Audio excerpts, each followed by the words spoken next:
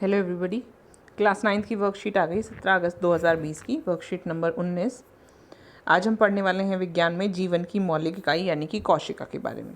जैसे कि हमने देखा है मकान छोटी छोटी ईंटों से बना होता है, ऐसे ही कोई भी जीव जंतु जो जीवित है वो कोशिकाओं से बना होता है। जिज्ञासा दीदी प्याज की झिल्ली को सूक्ष्मदर्शी से देखने पर हमें छोटी छोटी आयताकार कोशिकाएं दिखाई पड़ती हैं। क्या सभी जीव इसी कोशिकाओं के द्वारा बने होते हैं? ये जो एक्सपेरिमेंट है बेटा, जिसमें प्याज की झिल्ली को सूक्ष्मदर्शी द्वारा दिखाया जाता है, ये आपको लैब में कराया जाएगा पक्का, क्योंकि आपको सेल की जानकारी, प्लांट सेल दिखाई जाएगी, पादप कोशिका दिखाई जाएगी प्याज की झिल्ली से, और चीक सेल्स दिखाई जाती हैं गाल के अंदर जो माउथ पार्ट्स हैं, यहाँ से आपको एनिमल सेल यानी कि जीव कोशिका दिखाई जाती है। तो पादप कोशिका जो होती हैं वो छोटी छोटी आयताकार जैसी दिखती हैं क्योंकि उसमें सेल वॉल होती है। अब हम देखते हैं ये क्या कहते हैं। ज्ञान सभी जीव छोटी छोटी संरचनाओं से बने होते हैं जिन्हें कोशिका कहते हैं। कोशिका जीवन की मूलभूत क्रियात्मक और संरचनात्मक इकाई है, यानी कोशिका अपने आप में क्रियात्मक है। अगर वो अकेली भी होगी तो भी कुछ न कुछ क्रिया कर रही होगी, क्योंकि सभी जीवों में सभी कार्य और संरचना कोशिका ही प्रदान करती हैं। जीव दो प्रकार के होते हैं, या तो एक कोशिकीय जीव होते हैं या बहुकोशिकीय जीव होते हैं। एक कोशिकीय जीव एक कोशिका के बने होते हैं जैसे एमीबा, बैक्टीरिया, पैरामीशियम, और बहुकोशिकीय जीव बहुत सारी कोशिकाओं के बने होते हैं जैसे कि पादप, जंतु, कवक बहुत सारी कोशिकाओं के बने होते हैं, और अलग अलग कोशिकाएं अलग अलग तरीके से काम करती हैं। कोशिकाओं से बनता है उत्तक, उत्तक से बनता है अंग, और अंग से बनता है अंग तंत्र। सारी कोशिकाएं एक जैसी नहीं होती हैं। जिस अंग में, जिस अंग तंत्र में या जिस उत्तक में वो काम कर रही होती हैं उस हिसाब से वो खुद को ढाल लेती हैं और उसी तरह का काम करती हैं। जैसे कि हम सब लोग अलग अलग सब्जेक्ट पढ़ाते हैं तो अलग अलग तरीके से काम करते हैं। कोई इंजीनियर है, कोई डॉक्टर है, तो वो अलग अलग तरीके से काम करता है। तो इसी तरह सारी कोशिकाएं भी अलग अलग तरीके से काम करती हैं। दीदी क्या सभी कोशिकाएं एक जैसी होती हैं? नहीं। ज्ञान संरचना के आधार पर कोशिकाएं दो प्रकार की होती हैं। प्रोकार्योटिक कोशिका, इन सरल कोशिकाओं में केंद्रक झिल्ली नहीं होती जैसे बैक्टीरिया। ये पुराने प्रोकार्योटिक का मतलब प्रो होता है पुराना और कार्यो होता है न्यूक्लियस यानी केंद्रक, यानी कि प्रोकार्योटिक जो है पुरानी केंद्रक वाली कोशिकाएं हैं जिनमें केंद्रक पुराना होता था। पुराने केंद्रक में केंद्रक झिल्ली नहीं होती थी, यानी कि केंद्रक के चारों तरफ एक मेम्ब्रेन नहीं होती थी। ऐसे ये रहा सेल, सेल के अंदर ये जो केंद्र है इसके बाहर जो ये झिल्ली है ये नहीं होती थी प्रोकार्योटिक सेल्स में। ठीक है।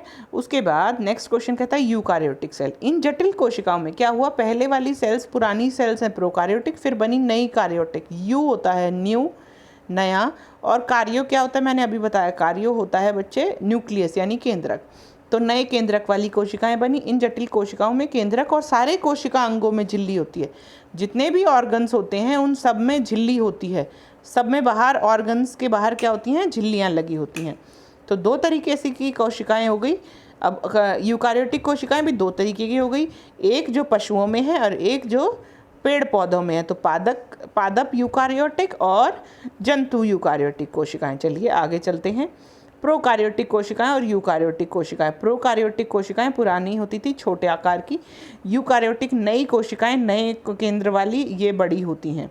स्पष्ट केंद्रक अनुपस्थित होता है, आपको पता नहीं चलता केंद्रक कहाँ है। यहाँ पर केंद्रक उपस्थित है और विद झिल्ली है, उसके चारों तरफ झिल्ली भी है। केंद्रक के अंदर केंद्रिकाएं होता था प्रोकार्योटिक में भी, और यहाँ केंद्रिका होता है, यानी यहाँ पर न्यूक्लियस के अंदर न्यूक्लियोलस एक छोटी सी केंद्रिका होती है।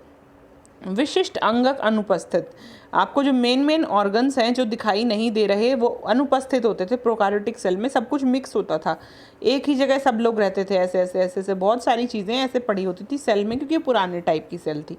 इसमें विशिष्ट झिल्ली हर एक आदमी के अलग अलग, हर एक ऑर्गन के अलग अलग। जैसे अब देखो पुराने घरों में हम सब लोग इकट्ठे रहते थे, है ना, वो है प्रोकार्योटिक सेल। और नए घरों में क्या हो गया है, बच्चों के कमरे अलग, बड़ों के कमरे अलग। तो अब क्या हो गया है, सबके झिल्ली युक्त अलग अलग कोशिका अंगक बना दिए गए हैं। आगे सिर्फ एक क्रोमोसोम होता था, यहाँ पर एक से अधिक क्रोमोसोम्स होते हैं। उदाहरण है बैक्टीरिया, पुराने वाले आर्की बैक्टीरिया वगैरह। और यहाँ पर पादप, जंतु, कवक, जो भी हम नए नए जीव, बड़े बड़े जीव देखते हैं उन सब में यूकार्योटिक सेल्स हैं। अभी कोशिका का आविष्कार सबसे पहले पता लगाया था रॉबर्ट हुक ने। ठीक है बच्चे, रबड़ की सेल्स थी, रबड़ कॉक में से उन्होंने ढूंढी थी। ल्यूवेनहॉक ने सबसे पहले जीवित कोशिका का पता लगाया था। ल्यूवेनहॉक को फादर ऑफ बैक्टीरियोलॉजी भी कहा जाता है। बैक्टीरिया की जो विज्ञान है उसके फादर कहलाते हैं ल्यूवेनहॉक। कोशिका सिद्धांत, सभी जीव कोशिकाओं से बने हैं और सभी कोशिकाएं पूर्ववर्ती कोशिकाओं से बनती हैं। कोशिकाओं से कोशिका बनती है और सारे जीव कोशिकाओं से ही बनते हैं। यह है कोशिका सिद्धांत और ये हम लोग पढ़ेंगे डिटेल में। कोशिका की परिभाषा लिखिए। उससे पहले हम लोग एक चित्र बना लेते हैं। ये चित्र आपको सबको ध्यान से बनाना है, बिल्कुल ध्यान से ये चित्र बनाना है, सोचना नहीं है कैसे बनेगा, और इसको बनाना है क्योंकि ये आपके एग्ज़ाम में हर बार पूछा जाता है बच्चे। तो बहुत ध्यान से ये चित्र बनाना है। सबसे नीचे से बनाना शुरू करिए। आधार बनाइए, फिर दर्पण बनाइए, फिर मंच बनाइए। ये जो स्लाइड लिखा है जहाँ पर, ये जो स्लाइड है ये कांच का एक टुकड़ा होता है, छोटी सी स्लाइड होती है। उस पर हम लोग जो भी पदार्थ हमें देखना होता है उसको नीचे रख देते हैं और फिर ये नलिका से और अभिदर्शक से इसको देखते हैं। यहाँ पर सूक्ष्म समंजन है, यानी कि कितना बड़ा छोटा आपको करना है वो करके आप देख सकते हैं। ये नेत्रिका है, यहाँ पर आप आँख रखते हैं, यहाँ ऊपर हम रखते हैं आँख, यहाँ से हम आँख रख के देखते हैं और यहाँ पर रखी जाता है वो चीज़ जिसको हमें देखना है। यहाँ पर रखते हैं हम उस चीज़ को जो हमें देखनी होती है। यहाँ स्लाइड पर हम लोग वो चीज़ रखते हैं। ठीक है बच्चे, और आप देख पाएंगे ये सूक्ष्म दर्शक को भी अपनी साइंस लैब में आपको दिखाएंगे और बहुत सारे एक्सपेरिमेंट भी स्कूल में कराएंगे। चलिए वापस चलते हैं।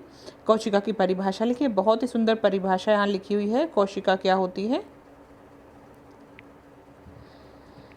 सभी जीव छोटी छोटी संरचनाओं से बने होते हैं जिन्हें कोशिका कहते हैं। कोशिका क्रियात्मक और संरचनात्मक इकाई होती है जिसे जीवों में सभी कार्य कोशिका ही प्रदान करती है। ठीक है बच्चे, यहाँ से यहाँ तक आप लिखेंगे।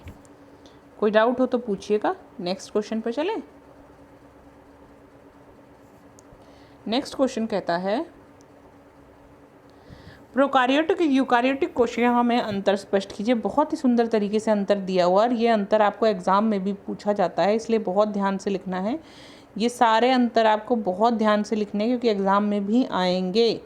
ठीक है बच्चे, यहाँ पर आकार, स्पष्ट केंद्रक, केंद्रकाय, विशिष्ट अंग, सिर्फ एक क्रोमोसोम और उदाहरण, ये आपको पता होना चाहिए। ये एग्जाम का बहुत इंपॉर्टेंट क्वेश्चन है। प्रोकार्योटिक और यूकार्योटिक सेल में क्या डिफरेंस होते हैं ये पूछा जाता है। चलिए आगे चलते हैं।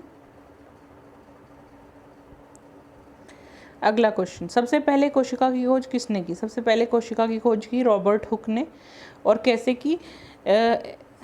ये बेटा वो जैसे रबड़ का ढक्कन जो बोतल होती थी पहले ज़माने में, उस पर क्या करते थे?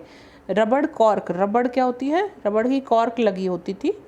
पहले रबड़ भी एक पता है पदार्थ है जो नेचुरल रबड़ भी होती है और सिंथेटिक रबड़ भी होती है। जो प्राकृतिक रबड़ होती है वो पौधे से बनाई जाती है, पौधा होता है एक रबड़ का, उससे बनाई जाती है।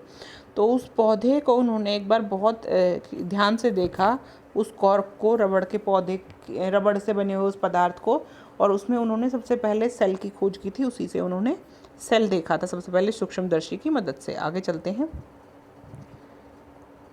एक कोशिकीय और बहुकोशिकीय जीवों को उदाहरण सहित व्याख्या कीजिए। यहाँ पर लिखा है बच्चे, एक कोशिकीय जीव और कोशिकीय जीव, प्रोकार्योटिक सेल और यूकार्योटिक सेल। यहाँ पर लिखा है एक कोशिकीय जीव, ये वाला पैराग्राफ आप लिखेंगे। जीव दो प्रकार के होते हैं, एक कोशिकीय, बहुकोशिकीय। ये एक कोशिकीय के बारे में यहाँ तक लिखा है और ये बहुकोशिकीय के बारे में यहाँ तक लिखा है। ठीक है बच्चे, आई होप आपको वर्कशीट समझ में आई है। अगर कोई डाउट हो तो पूछिएगा। मिलते हैं अगली वर्कशीट के साथ, तब तक पढ़ते रहिए, मुस्कुराते रहिए। Bye bye, take care.